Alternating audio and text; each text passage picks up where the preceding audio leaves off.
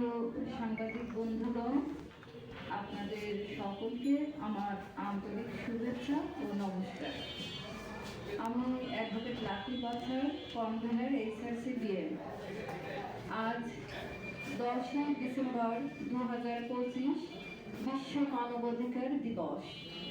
আর এই বিশেষ দিনে আমার সাথে উপস্থিত রয়েছেন আশিস কুমার অঞ্জন, কোঅর্ডিনেটর, অ্যাডভোকেট জিতেন্দ্র চন্দ্র বর্মন, উপদেষ্টা অনিল পাল, উপদেষ্টা Ripon Das, human rights activist, Biman Kanti Chakma, Chattogram বিলগ্রাস divisional coordinator, Jibon Kumar, IT secretary, Raj Chakma, human rights activist, Ranjan Sarkar, Rajshahi divisional coordinator,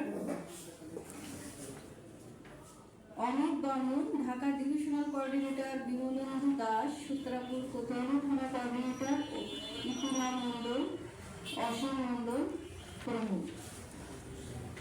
আমরা সবাই মিলে আজ বিশ্ব মানবাধিকার দিবসে মানবতার পক্ষে কথা বলতে এখানে একত্রিত হয়েছি। আজ 10 ডিসেম্বর বিশ্ব মানবাধিকার দিবস।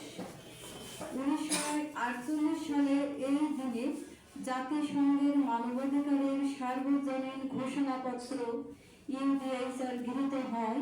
সেই থেকে এই দিনটি বিশ্বব্যাপী পালিত হয়ে আসছে মানবাধিকার। মানবিক মর্যাদা ও সমতার প্রতি সম্মিলিত অঙ্গীকার হিসেবে এই ঘোষণাপত্রের মূল বার্তা সকলের জন্য সমান অধিকার।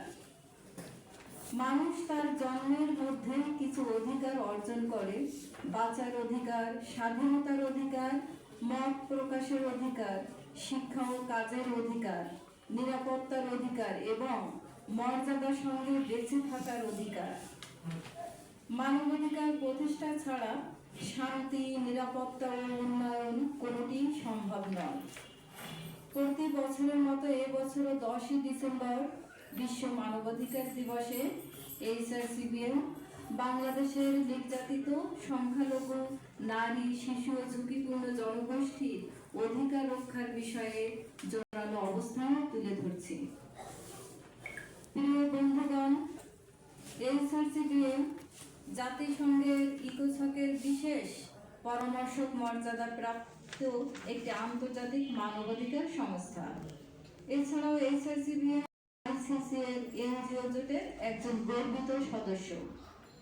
HRCBM সংস্থার দীর্ঘ 2 দশকেরও বেশি সময় ধরে বাংলাদেশের নিপীড়িত সংখ্যালঘু জনগোষ্ঠী, আদিবাসী, নারী ও শিশুদের অধিকার রক্ষায় মাঠ পর্যায়ে কাজ করে যাচ্ছে।